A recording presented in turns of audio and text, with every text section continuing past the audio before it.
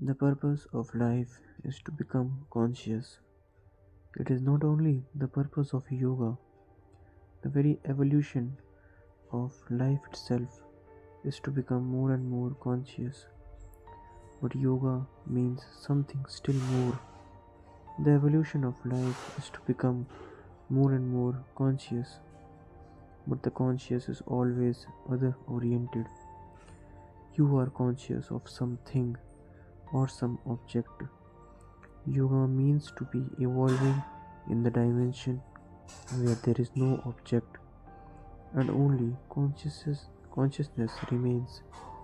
Yoga is the method of evolving towards pure consciousness, not being conscious of something but being consciousness itself. When you are conscious of something, you are not conscious of being conscious.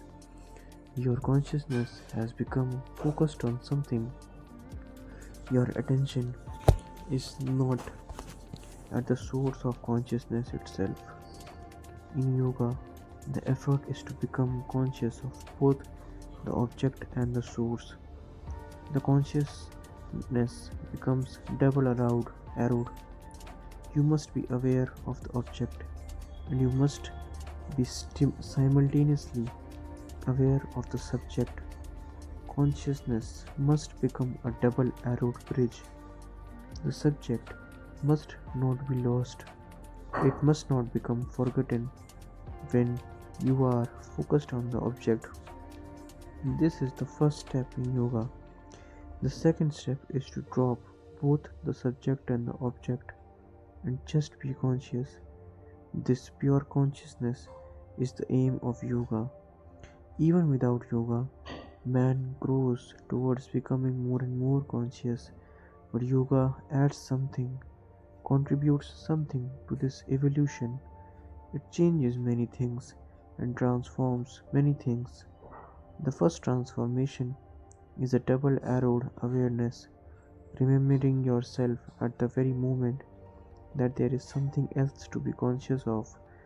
The dilemma is this: either you are conscious of some object or you are unconscious. If there are no outside objects, you fall into a sleep. The objects are needed in order for you to be conscious. When you are totally unoccupied, you feel sleepy. You need some object to be conscious of. But when you have too many objects to be conscious of, you may feel a certain sleeplessness. That is why a person who is too obsessed with thoughts cannot go into sleep.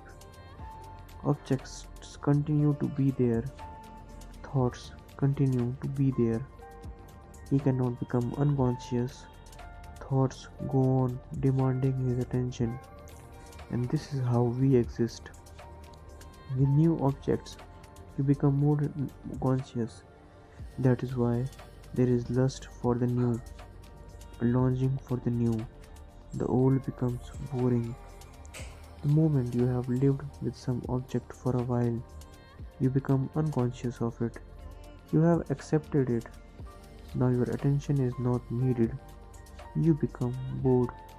For example, you may not have been conscious of your wife for years because you have taken her for granted. You no longer see her face. You can't remember the color of her eyes. For years, you have not really been attentive. Only when she dies will you again become aware that she was there. That is why wives and husbands become bored. An object that is not calling your attention continuously creates boredom. In the same way, a mantra, repeated sound of vibration, causes deep sleep. When a particular mantra is being repeated continuously, you are bored. There is nothing mysterious about it. Constantly repeating a particular word bores you. You cannot live with it anymore.